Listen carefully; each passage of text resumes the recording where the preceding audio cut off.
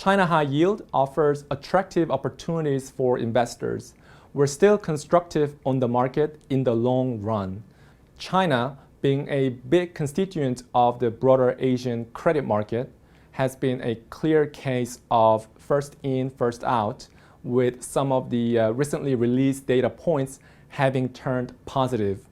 Fundamentally speaking, corporate earnings and production capacity have staged a strong recovery in recent months, while the default risk, which we're watching closely, looks likely to end up a little higher than last year, but within the long-term average of between 3 to 6%. The valuation of China high yield has still got some room where we see potential spread compression play out. On a relative scale, China high yield is still trading at well over 200 basis points over the high yield markets of developed markets. Liquidity in the financial system is ample, and we're seeing a strong technical backdrop. As a result, we feel quite strongly about the market's ability to continue to price risks and transact if current prevailing conditions remain more or less intact.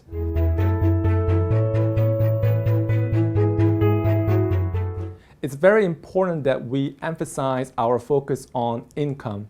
The potential spread compression that I talked about earlier represents a capital gain opportunity which can fluctuate between periods over time, as you'd expect from risk assets that display a certain degree of price volatility. If we look at our historical total return, however, you see that we've got a nice steady stream of income throughout time, and that's been the major driver of our return. So with income opportunities very much being challenged in today's world, as evident by various government bond yields that are not yielding very much at the moment, we feel confident about the prospect of this asset class and see good investment opportunities with a long-term view. The real estate market in China has staged an almost V-shaped recovery this year coming out of the pandemic crisis.